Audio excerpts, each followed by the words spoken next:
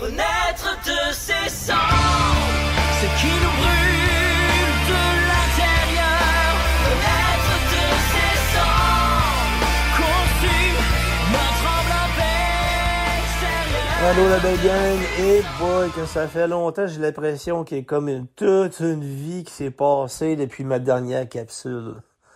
C'est hallucinant ce que je vis en ce moment. Je suis en train de vivre un gros éveil spirituel de tous les sens, dans toutes les dimensions, dans toutes les facettes de ma personnalité. Je sais que j'ai été en pause depuis longtemps parce que je me sentais pas aligné avec la vérité, avec ma propre vérité. Je me recherchais beaucoup. Je recherchais parce que depuis l'incident avec mon ex-femme, j'étais comme un peu perdu dans le message que je veux transmettre, puis dans l'amour inconditionnel que je veux transmettre aux gens alentour de moi. Parce que je veux pas, j'ai eu une bonne prise de conscience avec mon ex-femme quand elle est venue puis qu'elle est tombée sur mes anciennes capsules de mon podcast qui n'étaient pas dans la vérité, hein, qui était plus teintée des blessures que ce que j'ai vécu avec elle, puis qui, dans le fond, il était un peu trop dans les détails et pas assez dans le ressenti au niveau du corps, au niveau de qu'est-ce que moi j'ai ressenti et non dans les faits. Parce qu'en réalité, l'histoire n'est pas importante, c'est ce que je me suis aperçu. Et justement, j'ai vécu une belle expérience en ce moment.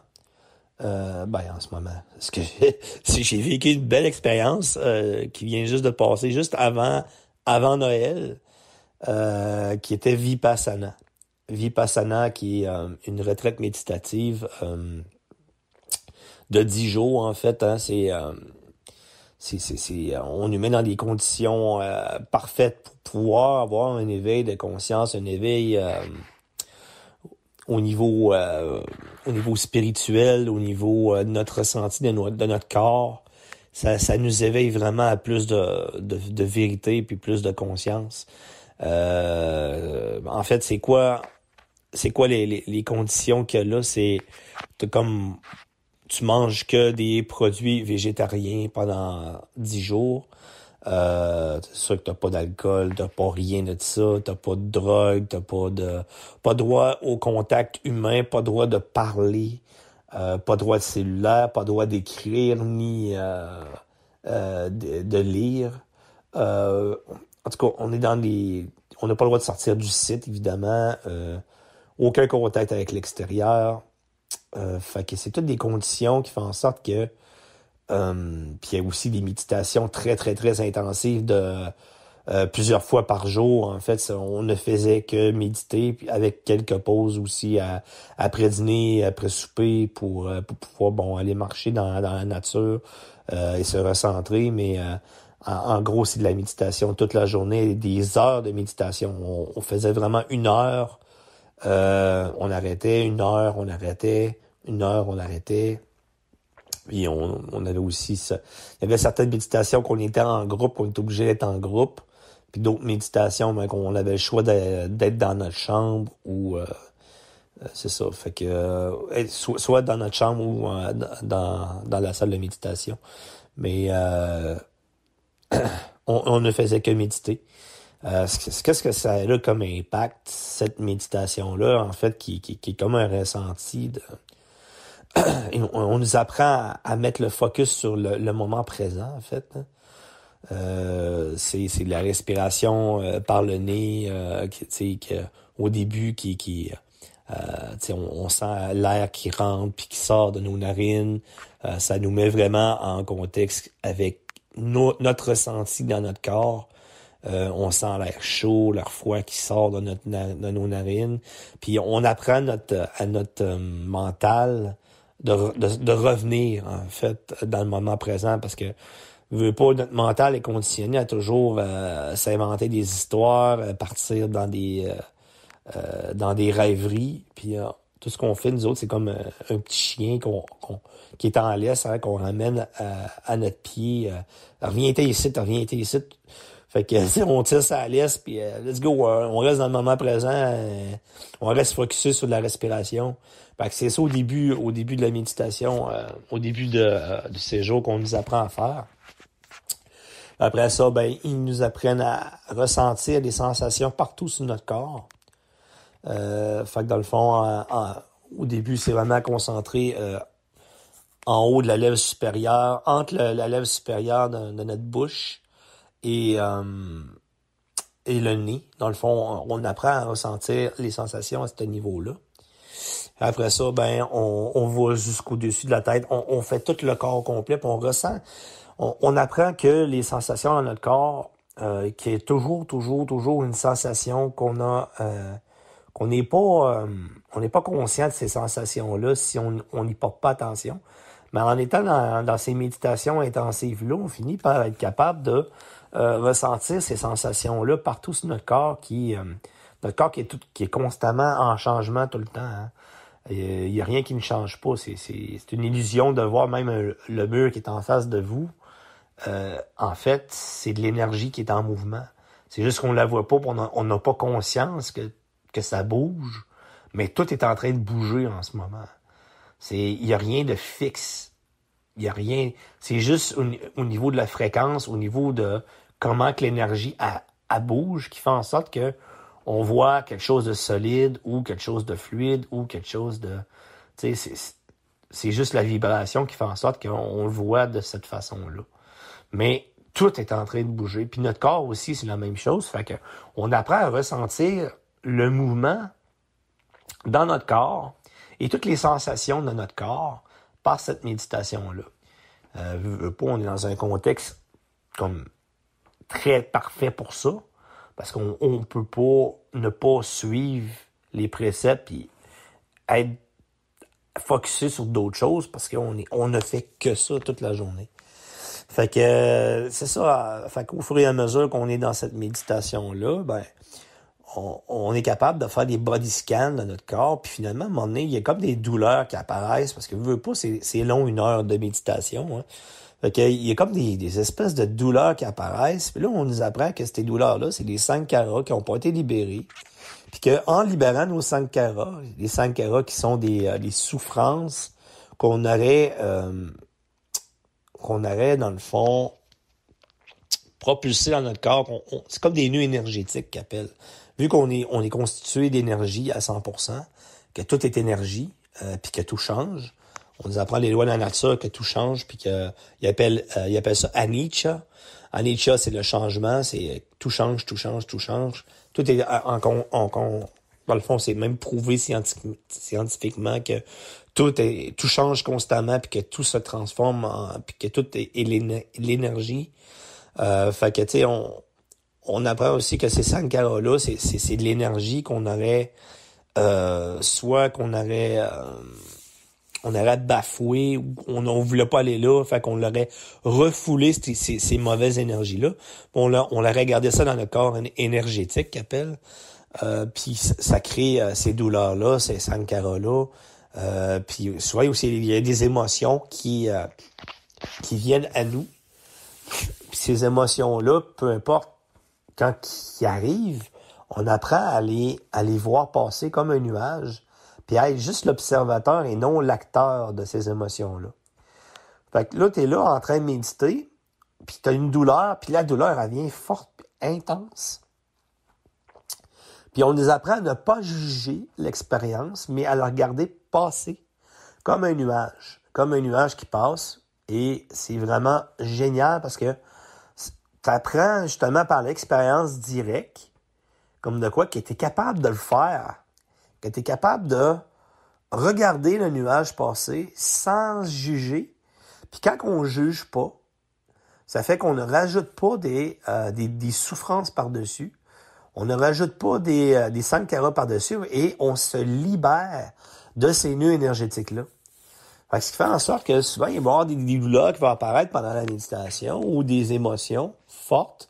Des fois, ça peut être de l'impatience, ça peut être la frustration. Moi, à un moment donné, j'ai voulu j'étais tellement en souffrance, j'avais tellement des douleurs intenses dans le dos, puis j'étais pas capable de trouver une posture, dans l'impatience, la frustration. J'étais tellement frustré que j'avais le goût de lancer mon tapis de méditation dans le mur en arrière, mais je l'ai pas fait. Mais tu sais, je regardais toutes ces sensations-là, puis finalement, je voyais que, tu sais, c'était pas moi qui le vivais en réalité. J'étais comme en position d'observation de ces émotions-là. Puis à un moment donné, on dirait que tu fais comme un déclic. Tu le regardes passer, puis plus que ça va, plus que, oups, OK, l'émotion s'en va. Avec la respiration, parce que ta respiration, elle change automatiquement. Vu que tu es conscient de ta respiration, elle s'accélère quand on vit ce genre d'émotion-là. Puis on se rend compte que en restant focus sur la respiration puis les sensations de notre corps, avec l'émotion, ben, qu'elle finit par passer, en fait, que tout, tu sais, c'est comme des vagues, puis oups, à un moment donné, oups, elle disparaît. Puis ça, c'est magique parce que quand tu le vis dans l'expérience directe, on se rend compte qu'on est capable d'affronter n'importe quoi, en fait. On est plus fort qu'on pense, puis que on n'est pas nos émotions, on n'est pas les douleurs de notre corps, on n'est pas ça. En réalité, on est l'observateur de ça. C'est pas ce qu'on est, on en fait l'expérience dans notre corps, tout simplement. Puis ça nous réconcilie avec la souffrance qu'on peut vivre dans notre vie quotidienne, en fait, parce que peu importe ce que tu vas vivre comme sensation, comme émotion, ben en fait, ça va changer. Tout change, en fait. Puis il n'y a rien qui est figé dans le temps. C'est comme, tu vis une expérience dans le moment présent, tu restes focus dans le moment présent, tu le vois passer, comme le nuage qui passe dans le ciel. Tu le regardes, tu es l'observateur, puis tu le vois se dérouler. Puis, en ne jugeant pas l'expérience, voyons, c'est bien long, puis ici, puis ça.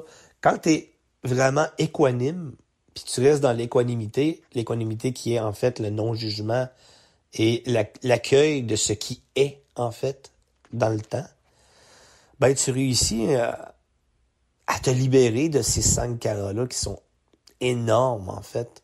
Puis c'est comme des boules énergétiques. Puis quand tu te libères de ça, t'as comme un poids comme un gros poids qui s'enlève de toi. Puis souvent, moi quand je libère, c'est les larmes qui coulent. C'est comme, je suis comme, wow. Puis quand j'ai fini mes larmes, c'est comme l'âme qui se libère, en fait. Quand tu as fini de te libérer, t'es comme, on dirait que tu respires mieux, puis t'es comme, wow. Puis on dirait que la douleur aussi, la douleur que tu avais expérimentée juste avant, dans ton dos, elle disparaît aussi. Puis là, il y a comme un déclic qui se passe, puis à un moment donné, oups, t'es capable de plus en plus de faire tes méditations d'une heure. T'es capable, tu y fais face, puis plus ça va, puis plus que t'es capable de... puis tu vois tes émotions passer comme si rien n'était.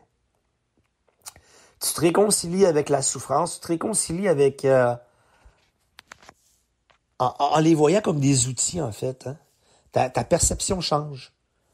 Tu as une conscience de plus qui apparaît, puis il y a aussi une fébrilité de voir à quel point cette technique-là, wow, puis on s'entend que cette technique-là, ça a été transmis par le Bouddha en personne, qui est, ça s'est transmis de génération en génération, d'élève à maître, de maître à élève, jusqu'à aujourd'hui, puis ça s'est transmis dans sa pureté originale. Fait que c'est un enseignement du Bouddha que comment que lui a atteint l'illumination, en fait. Comment que lui s'est libéré, le Bouddha, de toutes ses sankaras, toutes ses souffrances intérieures pour être complètement libre. Puis c'est avec justement cette technique-là et en appliquant une vie dans la dévotion des autres, dans le service des autres. Ils appellent ça le samadhi. C'est être une vie où ce que, peu importe ce que tu fais, toutes les actions que tu peux faire, ce sont toutes des actions justes dans le but de servir les autres. Et ton moyen d'existence devient un moyen d'existence juste parce que tu es dans la dévotion et dans le service des autres. Ce que je veux aussi développer dans ma vie. Fait que quand tu vis une vie comme ça et en appliquant cette technique de méditation-là dans la vie de tous les jours, puis en restant le plus dans l'action, dans le fond, dans l'action présente, en étant présent de tes sensations dans le corps, au moment de toute la journée, dans le fond, quand on vit notre journée, on reste focus à chaque fois, peu importe ce que tu fais, que tu te brosses les dents, que tu prends ta douche, tu restes focus avec les sensations de ton corps dans toute la journée, plus que tu le vis en conscience, plus que tu restes dans le moment présent, dans les sensations, et plus tu te libères, plus que tu te libères de l'identification de ton corps, tu te libères de l'identification puis du pilote automatique qu'on a tous tendance à être. Dans le fond, on a tous tendance à être zombies dans notre vie de tous les jours. On s'en va au travail, dans le fond, en auto, puis on se rend même pas compte du point A au point B qu'on est déjà rendu au travail parce qu'on est tellement habitué de faire ce mouvement-là et des gestes comme manger, quand on mange. On est tellement habitué de faire ce mouvement-là, on est tellement habitué de le faire à tous les jours qu'on n'est même pas conscient qu'on a déjà fini notre repas. On n'est même pas conscient qu'on on est déjà rendu au travail. On n'est même pas conscient qu'on a passé à travers notre journée sur le pilote automatique. Puis ça, c'est tous les gens, en général, on a tous tendance à faire ça parce qu'on a été conditionnés comme ça. La vie nous a conditionnés à être sur le pilote automatique. Puis à écouter les nouvelles, à écouter les publicités, à écouter les séries Netflix, puis à être sur le pilote automatique, être complètement déconnecté de la réalité, sur nos téléphones cellulaires, dans les textos, dans les Facebook, on est complètement déconnecté de la réalité, puis ce qui fait qu'on se rend pas compte qu'on est sur le pilote automatique. Puis avec cette technique-là, puis le fait d'être constamment dans le moment présent, dans notre vie de tous les jours, ben on reconnecte un peu, puis ça se fait vraiment un pas à la fois, à cette réalité, la vérité en fait, la vérité qu'on est mouvement, que tout change, puis que toute cette vérité-là t'apparaît. Tu reconnectes avec ton être intérieur, tu reconnectes avec ta véritable identité, puis tu reconnectes avec tes souffrances, tu reconnectes avec qui tu es en réalité. Puis tu cesses de te mentir à toi-même, en fait. T'es comme dans une espèce c'est une évolution spirituelle qui se fait graduellement, pas à pas. Puis au bout des 10 jours, justement, de Vipassana, ça change ta vie complètement. Parce qu'on est vraiment dans le contexte de respecter, justement, ils appellent ça la Shila, là, dans le bouddhisme. La Shila, c'est comme c'est justement le sens de la moralité, en fait. On ne ment plus à personne, parce qu'on peut même plus parler à Vipassana. Fait que pendant 10 jours de temps, tu parles pas, à part la 10e journée, où c'est que t'as le droit de parole à la fin. Mais à part ça, t'as comme pas le droit de parler pendant tout le long de l'expérience. Fait que tu peux plus mentir, tu peux pas dire à quelqu'un ça me tente pas d'y aller, ça me tente pas de faire telle chose, mais alors qu'en réalité, c'est même pas ça, ou faire un mensonge, quoi que ce soit, vous voler, peu importe ce que les gens ont pu faire dans leur vie, tu peux pas le faire pendant Vipassana. T'es dans un contexte idéal pour respecter justement toutes les la Shila, le Samadhi, puis toute la technique de Vipassana, ce qui fait en sorte qu'au bout du 10e jour, t'es complètement transformé, puis qu'il y a une nouvelle version de toi qui apparaît. Ce qui est certain, c'est que les autres, Vipassana, l'enseignement, c'est pas juste une technique de méditation, mais c'est vraiment un art de vivre qui nous enseigne à Vipassana. Puis cet art de vivre-là, ça finit par s'intégrer en toi. Mais par contre, ils disent, eux autres, de continuer la méditation dans le fond, 2 fois par jour. Une fois le matin puis une fois le soir, à 1 heure le matin puis 1 heure le soir. Mais la réalité de notre... on s'entend qu'à nous, on est des Occidentaux, hein. Puis il faut travailler, il faut faire... On a des responsabilités. Ce qui fait en sorte que c'est difficile de garder cette espèce d'habitude de vie-là, de méditer le matin, de méditer le soir. Mais par contre, la méditation est devenue très importante pour moi. Ce qui est certain, c'est que je vais continuer de méditer, de faire mes trucs, mais tu sais, comme là, pendant le temps des fêtes, je vais vous avouer que j'ai pas médité, là. Oui, j'ai été dans un événement qui était super, super intéressant, organisé par mon ami Guillaume Tourangeau, qui est avec sa compagnie Art Elixir. Dans le fond, j'ai vécu... je pense que c'est la première année aussi que je vis le temps des fêtes en conscience. Avec la conscience que j'ai aujourd'hui, sans boisson, à part une bière une fois de temps en temps, mais jamais, jamais d'abus. Non, je pense que c'est la première année aussi que je suis vraiment en conscience à ce niveau-là, où c'est que j'ai vraiment, je me suis défait de beaucoup de mauvaises habitudes, puis que j'étais en train de vivre certaines mauvaises habitudes en ce moment, que j'ai encore certaines mauvaises habitudes, mais je les vis en conscience avec qu'est-ce que ça procure dans mon corps comme effet. Avec Vipassana, on a comme une conscience de plus qui est comme apparue dans les sensations de notre corps, que peu importe ce qu'on est en train de vivre, même si on a encore ces mauvaises habitudes-là, que ce soit fumer, boire de l'alcool, ou tout simplement manger mal, ou tendance à tomber dans le chocolat, ou whatever. Mais ce qui arrive, c'est que tu le fais en conscience, puis tu te rends compte de ce que ça procure dans ton corps à l'intérieur. Qu'est-ce que ça fait? Fait que tu cesses de te mentir à toi-même, puis tu regardes. Tu sais, à un moment donné, je suis tombé dans le chocolat en revenant les fêtes, parce que j'avais reçu des boîtes de chocolat en cadeau. C'est pas moi qui les ai achetés, mais je l'aurais même pas acheté, mais je les ai reçus en cadeau, mais je suis tombé dedans. Puis, en conscience, parce qu'en réalité, je voulais voir, bon, OK, j'ai cette addiction-là, parce que quand je commence, tu sais, j'en mange un, j'ai le goût d'en manger un deuxième, j'ai le goût d'en manger un troisième, mais je pense qu'il n'y a pas juste moi qui est comme ça, mais ça fait qu'à un moment donné, je tombe, et kiff, t'as peu, je suis rendu à la moitié de la boîte de chocolat. Puis là, ben, je me suis rendu compte que ça me donnait des brûlements d'estomac, puis que, tu sais, je voyais que j'avais de la difficulté aussi à dormir parce que j'étais très boosté sur le sucre puis le chocolat. Puis, tu sais, je suis tombé comme une espèce de... Tu sais, j'ai mal filé par la suite.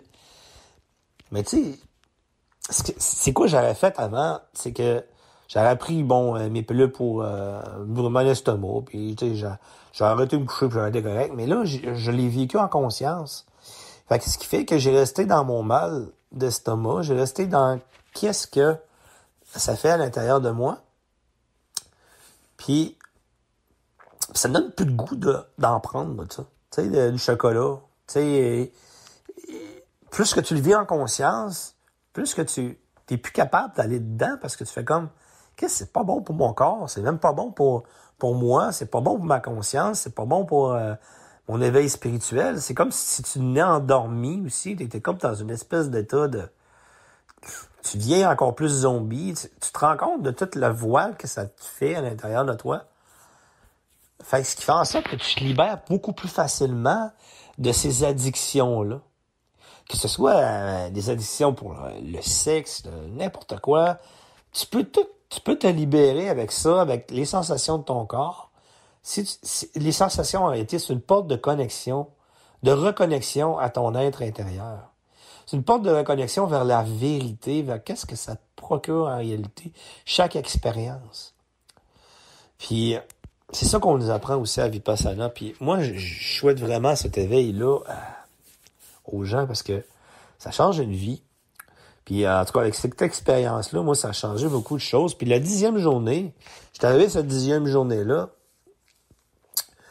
Puis la veille, j'avais eu la méditation, justement, Vipassana. Puis j'avais un gros mot juste dans le milieu du dos, au niveau du cœur.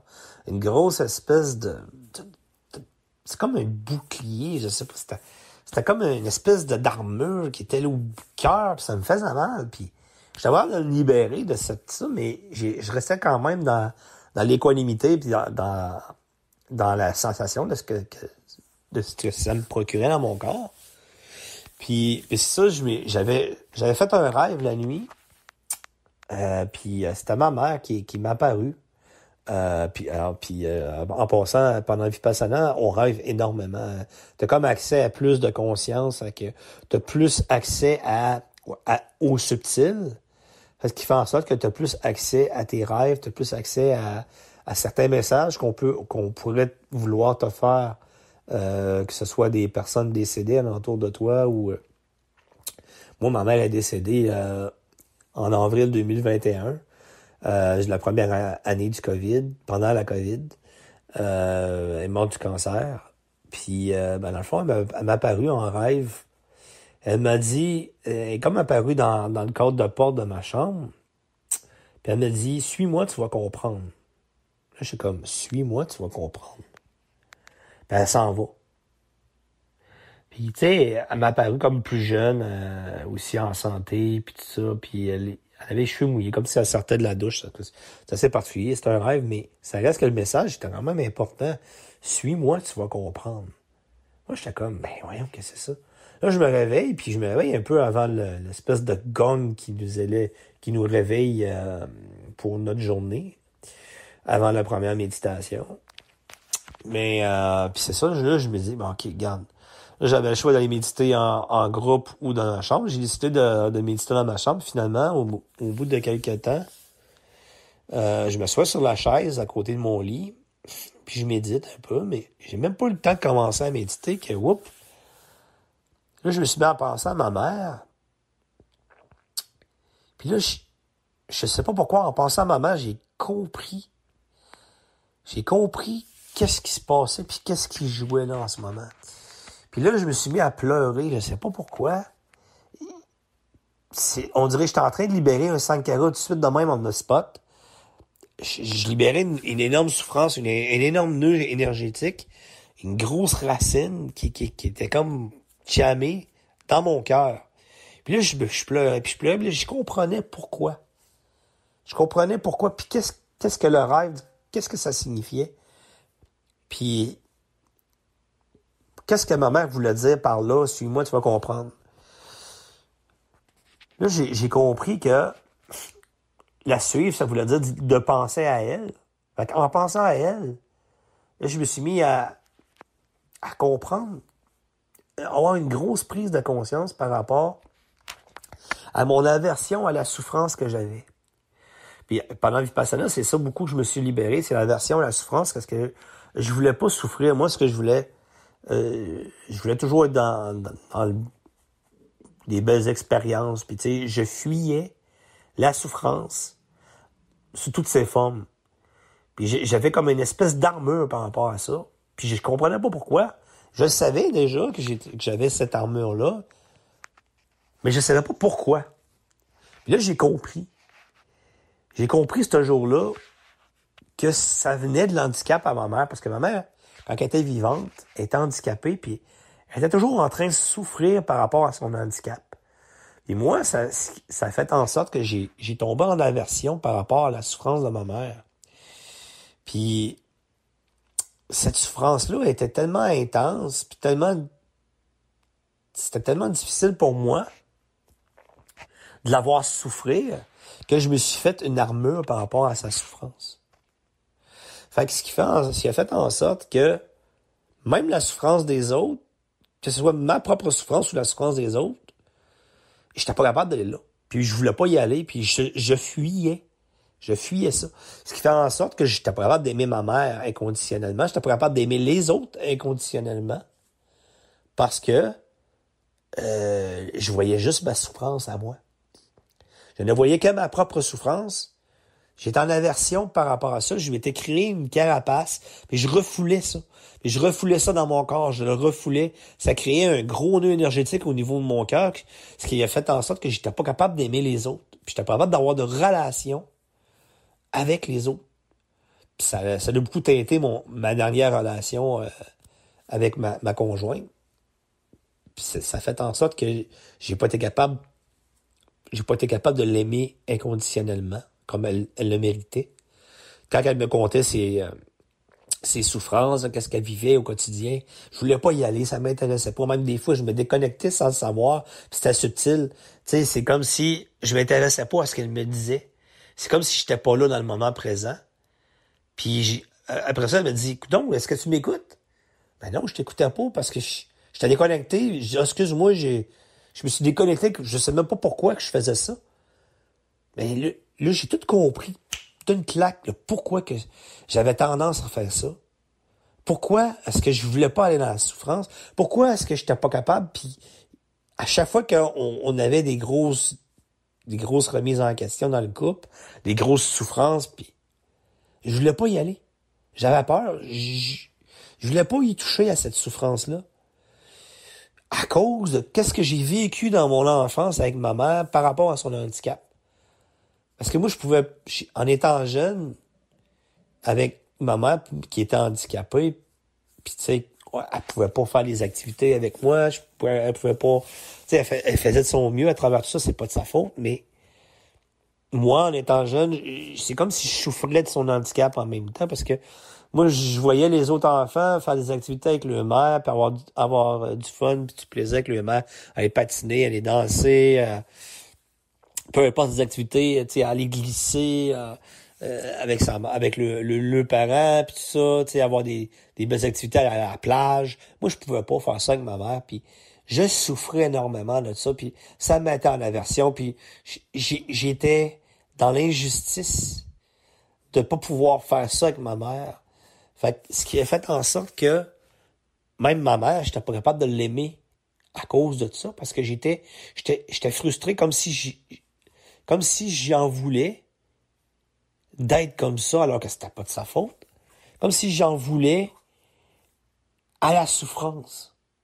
Puis j'étais pas, tout ce que je voyais, quand je voyais ma mère, je voyais de la souffrance.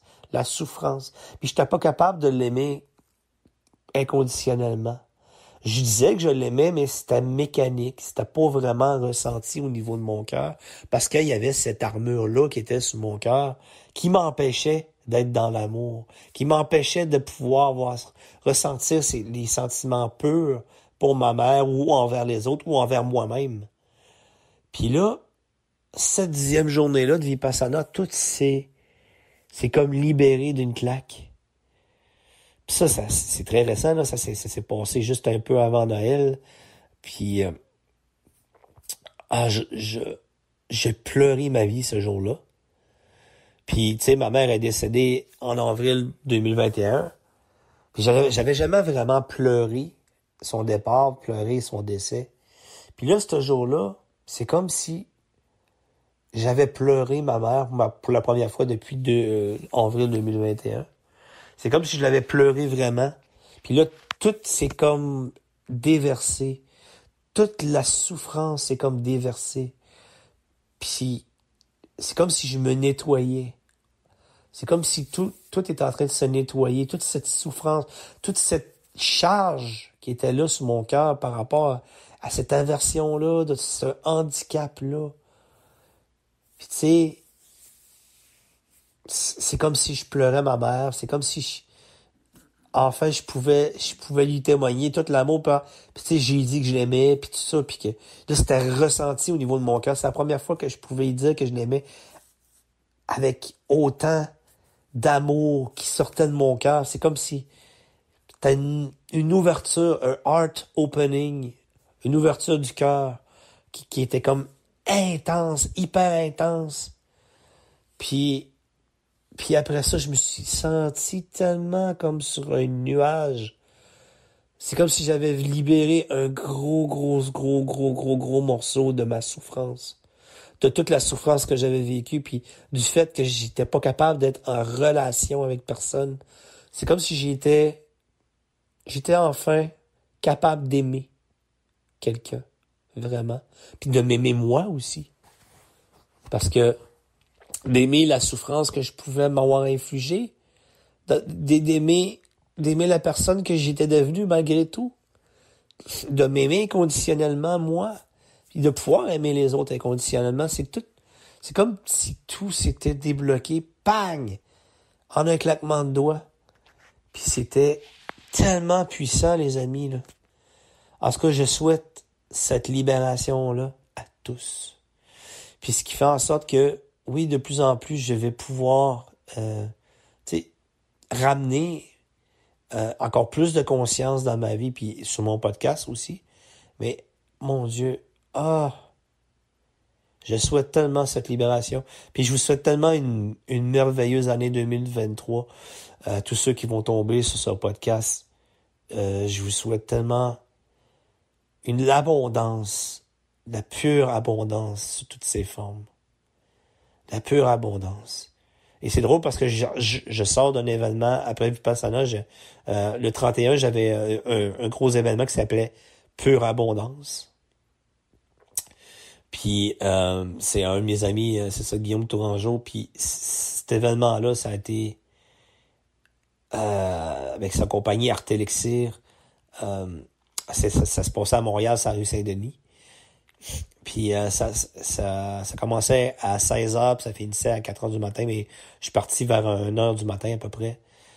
Mais cet événement-là était tellement puissant aussi au niveau des émotions, au niveau du ressenti, de la connexion avec les gens, puis aussi toute cette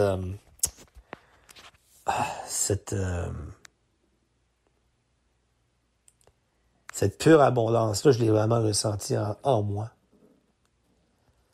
C'est comme avec la cérémonie du cacao qu'on a vécue, qui est une cérémonie vraiment avec la conscience, puis l'abondance, la conscience de l'abondance, avec on buvait une espèce de c'est comme un chocolat chaud, mais c'est tellement pas un chocolat chaud, là, c'est du cacao à 100% avec plein de bonnes substances dedans qui fait en sorte on humectait, on était dans le moment présent, on ressentait le goût, on s'en mettait même sur notre corps.